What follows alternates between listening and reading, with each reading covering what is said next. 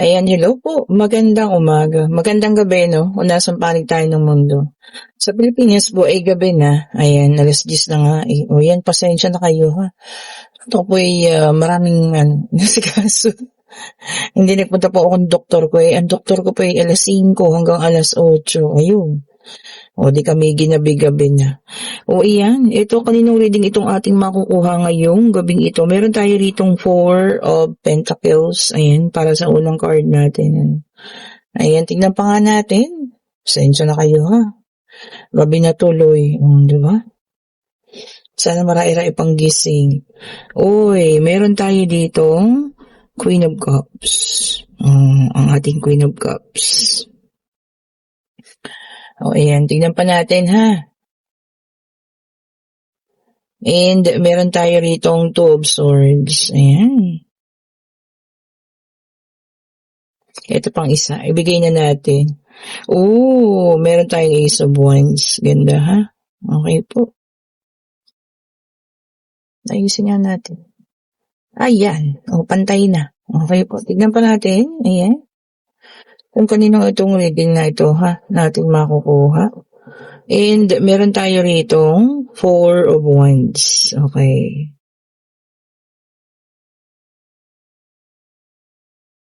Check pa natin. Uy, meron tayong the Death card. Talagang bumalik na dun, no? Kita nyo yun? Tumatalon. Ganda rin po itong barahang ito, ha?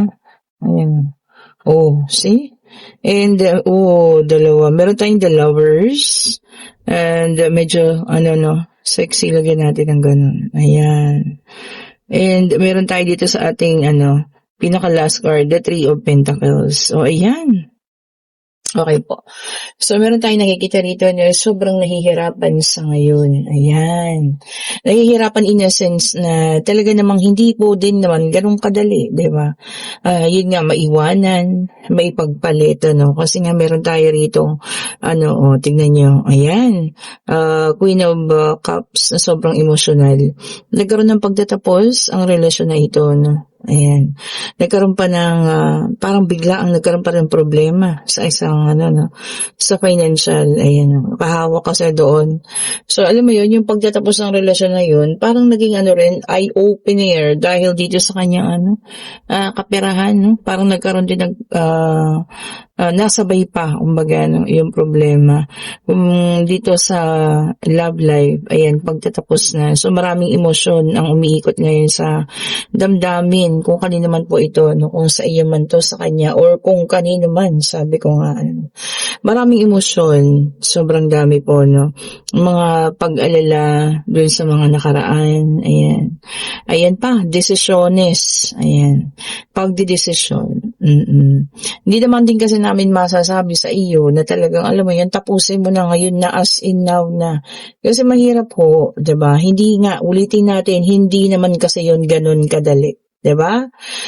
Madali ka sa amin magsabi. Sa totoo lang, diba? Kasi wala kami sa posisyon mo ngayon Natapusin mo na hayaan na, ganun na lang talaga Pero hindi po yun ganun. Diba? Maproseso yan Pero kung uumpisahan mo, sabi nga, uumpisahan mo na talagang tanggapin na mga bagay-bagay na talagang hanggang doon na lang at wala nang mangyayari pang, alam niyo yung pag-aayos kasi hanggang doon na lang. Alam mo yung unti-unti po, matatanggap ninyo ang mga pangyayaring ito. Di ba? Especially kung kayo nakapag-usap na, there's a 3 of Pentacles here. Talagang nagkaroon na rin ng pagtatapos. Pagtatapos siguro dun sa, kasi nga ending na at talagang wala naman na, Ayun po ay, kumbaga yun na talaga, diba? Although kahit napakasakit tanggapin, kailangan pa rin. Dahil dun pa rin, sa pagtatapos na yun, nagkakaroon ng umpisa. See? Ace of Wands is here. So, panibago po. Diba? Doon na tayo sa panibago na. Iwan na yun, dapat iwanan. Although napakasakit, sabi ko nga, diba? Iwan mo na yun. Okay. Celebration, 4 of Wands is here. Iba yung celebration ngayon dito. Hindi man ito reunions, hindi man ito kasal, hindi man ito engagement or whatsoever, no? Pero ang celebration po dito is celebration of life. Ibig sabihin, second chances para sa iyo, 'di ba? Para sa sarili mo. 'Di ba? Para sa sarili mo na bumangon ka, mag-umpisa ka ulit, iwanan mo yung dapat mong iwanan.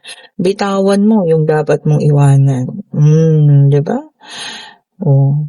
Pag-uumpisa, start again. Natapos man ang lahat-lahat, pero yung pag-uumpisa po kasi, nasa sayo at nasa sayo pa rin. Hindi na yan maaalis po, ha? Nasa sayo pa rin po yan. Eto na, tignan pa natin, ha? Kinuha ko tong ating pangalawang deck of cards. Medyo mabigat, ha? Ang reading natin ngayong Huwebes ng gabing ito. Ayan. And we have here the Knight of Wands. Sabi niya rito, no? Be open-minded. Tama. Buksan ng pag-iisip. Lagi nating iisipin na lahat ng bagay na nangyari ngayon, kahapon at kailanman, lahat po yan, may dahilan. Hindi naman kasi po pwedeng mangyayari yan nang walang dahilan po, di ba? Nang dahil lamang kasi ganun lang. Hindi po, may dahilan yan. Maaring, sabi ko nga tinanggal kayo doon sa ganong sitwasyon para mas mapabuti. It's not rejection, but redirection. Ang ganda nun. Di ba? And we have here the Queen of Pentacles. Ayan, sabi niya dito, mature, grounded. So, ayun na. Kailangan lang natin din mag-mature. Siguro kasi sa mga feelings, no, or sa mga nararamdaman, hindi talaga ganun kadali mag-mature. Pero once na umpisahan mo naman yan, di ba? It will go through. It will push through. Diba? Yung pag-mature nyo na yan. Pag nag-mature na, matatanggap na, makaka-forward na, move on na talaga. Diba? Baka wala lang ang lingon-likod pag naka-move forward na. Diba? It has to be a new you, bagong ikaw, diba? Iwanan na yung dapat pang iwanan. Eto na. Meron tayo ulit the lovers. Grabe, medyo lang number 6. Nagtapatan pa sila, ha? So, sabi rito, no, major choices. So, ito po isang malaking pagdidesisyon. Tama. Malaki po yan. Kasi hindi naman ganun din kadali yun, na bumitaw. Especially kung talagang mahal mo ang taong ito, hindi ganun kadali po yun. It takes time, sabi nga. Pero yun ay isang malaking pagpili, malaking desisyon na dapat siguro pinag-iisipan na, no? Dapat na talagang, alam mo yun, hindi na binabaliwala. And we also have here the King of Pentacles. Ayan, no? Sabi naman ng ating King of Pentacles dito, no? Hindi ka sabi niya, bettering yourself. Hindi ka risk taker. Gusto mo mas mapabuti ka. Tama naman yun. Kaysa yung mag-take ka ng risk, umulit-ulit sa mga ganitong relasyon, yung ipipilit mo pa pero talagang baka yung isa ayaw na, mahirap ho, ha. So, wag na nating ipilit. Pag talagang ayaw na, tama na po yun. Diba? Sabi nga, learn to love yourself, self-care, sabi nga, forgive yourself, diba? Patawarin ang sarili, mahalin ang sarili, unahin po ang sarili. Diba po? And we have here the Emperor na may dalang number 4. So, ang numero natin ay 6 and 4. Ayan. Dito man na sa number 4 natin, sabi niya dito, take control. Yes. Kontrolin mo emosyon mo, sarili mo, pag-iisip mo. Diba? Yun ang pinaka-the best dun And syempre, pagka na-control mo na lahat yan, wala nang hindi magiging maganda. Kasi ikaw na mismo Ikaw na yung nagda-drive. Ikaw yung nagmamaneho ng buhay mo. Diba? Kayang-kaya mo na. Hindi kagaya dati, scattered yung emosyon mo, nakakalat. Diba? Ang hirap bumangon, ang hirap ng lahat-lahat. So, yun nga. Kailangan natin yun, ha? And we have here the King of Cups. Ayan. Sabi niya dito, balance. Tama. Sa ngayon, kailangan ng ibalanse ang isip at puso. Lahat na, ha? Kailangan na pong ibalanse yan. Hindi puro puso. Alam ko nagmamahal ka lang. Sasabihin niyo sa akin, marami magsasabi. Nagmahal lang ako. Tama po. And, alam mo yun, I respect that. Respect natin yan. Siyempre, nagmahal ka lang. Lahat naman, nakaramdam yan. Pero, alam mo yun, yung pagmamahal sa sarili mo, unahin mo po yun. And we have here the Three of Cups. And eto, no, some of your friends, and marami kang kaibigan, maaaring tumulong sa'yo, maaari ito yung mga tunay ha, na talagang alam mo yun, kakampi mo sa anumang aspeto at anumang nangyayari sa buhay mo. Magsabi ka po sa kanila, no? Sabihin mo yung mga bagay-bagay na nangyayari, sabihin mo yung mga bagay na, alam mo yun, na hindi maganda, no? Baka sakali, di ba, mabigyan kang payo, matulungan, makinig ka rin po, ano, ay nahulog na pala yun, oh. And para sa ating final card, we have here the Page of Cups. Sabi niya rito, no, unahin natin yung mga magagandang balita, masasayang balita, ayan. Get yourself busy. Sabi nga, para alam mo yun, makalimutan mo na itong mga bagay na to. Ituon mo yung attention mo sa iba po, ha? Hindi lang sa isang bagay or kung ano man. Maging busy ka, sabi nga, ano.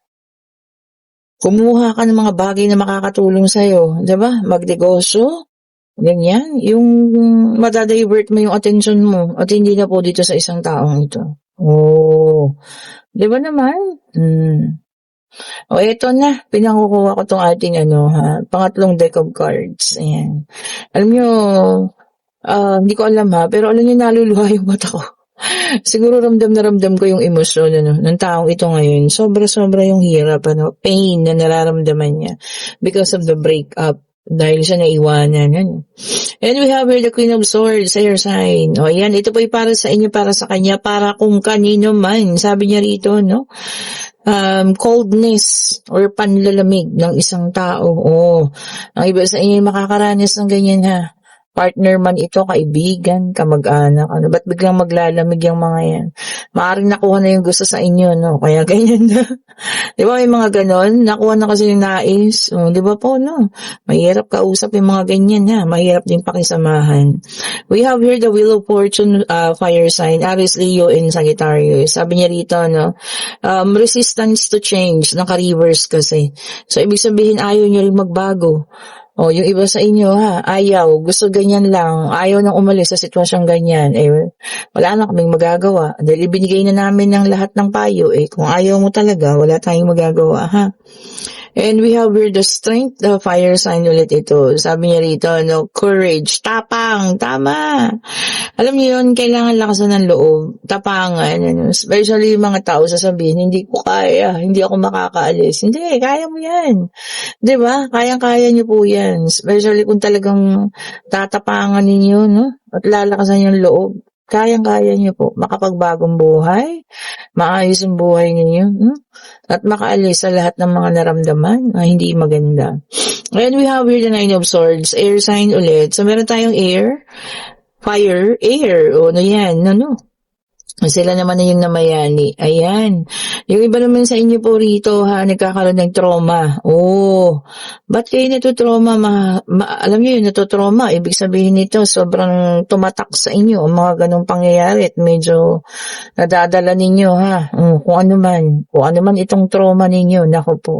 Siguro minsan kailangan natin humingi rin ng tulong sa doktor, yung mga professional help, no? Para malaman ninyo kung ano yung dapat ninyong gawin. Childhood trauma man yan sa asawa ninyo, sa ex ninyo, ganyan. Or kung ano man, diba? Kailangan natin makahanap ng tulong po. Ito na siya. And we have here the Seven of Cups, water sign, Cancer, Scorpio, and Pisces. Lots of opportunity. Yung iba sa inyo naman, umaambon ng oportunidad ngayon. Ibig sabihin, marami daw po. Ayan. Napakadaming oportunidad. Para po sa inyo. Diba? Napakarami pong oportunidad ang darating. I-grab na po yan. Lahat ng magandang oportunidad, sige, kunin nyo na para sa inyo yan ha. I-grab nyo na po yan. And we have here the Knight of Swords, air sign, Gemini, Libra, and Aquarius. Ayan. Yung iba naman sa inyo, no, feeling isolated. May pakiramdam na parang nakakulong sa isang sitwasyon, nahihirapan. Sino ba ito? Takasan nyo na yan, umalis kayo dyan, diba? Hindi natin kailangan yan sa buhay natin, yung mga ganyang pakiramdam. Kailangan natin ng freedom o lumaya, diba? Para magawa natin lahat ng mga bagay na gusto natin gawin. Diba po? Yan ha. Ayan, check pa natin, tingnan pa natin. And we also have here the Nine of Wands. Ayan, Aries, Leo, and Sagittarius. Fire sign naman ito ulit. Ano? So, ano nang meron tayo? Fire, air, water. So, earth na lang yung kulang. Ayan, sabi niya rito, no? Boundaries. Yan, ang maganda. For some of you, nagsiset na ng boundaries, which is okay. Kailangan po yun. Bakit? Kasi alam niyo yun, para hindi yun na kailangan papasukin pa sa buhay niyo yung mga tao na nakasakit ng sobra. Lagyan yan ng boundaries, di ba? Lagyan na ninyo ng hangganan kung hanggang saan lang sila. Yun. Ibig sabihin ng pag nagawa mo yun, ang tapang mo na. O, di ba? Talaga nahugot mo na ang iyong katapangan. Ito na, bumaliktad na yun. And para sa ating final card, we have here the Three of Wands. Fire sign ito. O ayan, sabi niya rito, no, meron tayong expansion na gagawin. O, baka sa business ninyo, no. Congratulations po kung merong expansion. Kumbaga talagang lumalago na.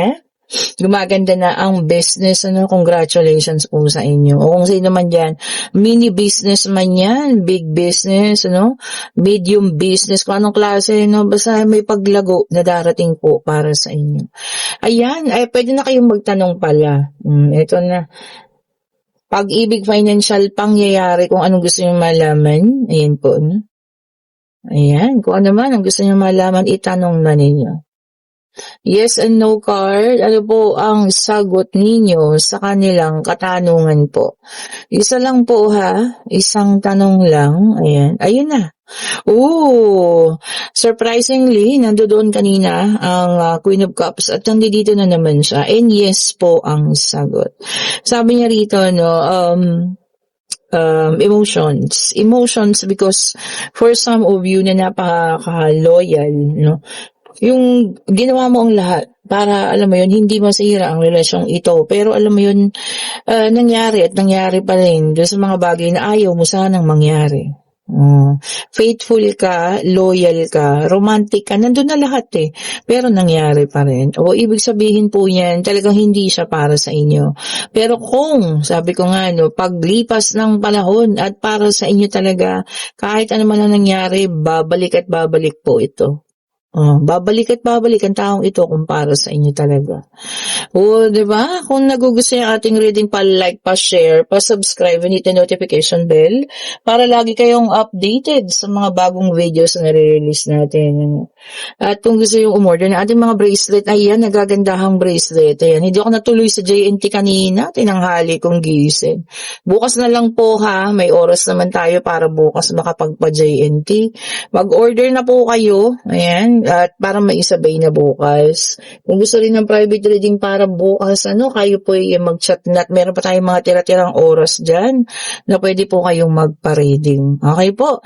Thank you so much po for watching. Have a great evening. Talagang gabi na. Ayan. Sana po yung nakapagpahinga na, no? At kumbaga nagre-relax na talaga. At mapanood nyo pa itong reading na ito.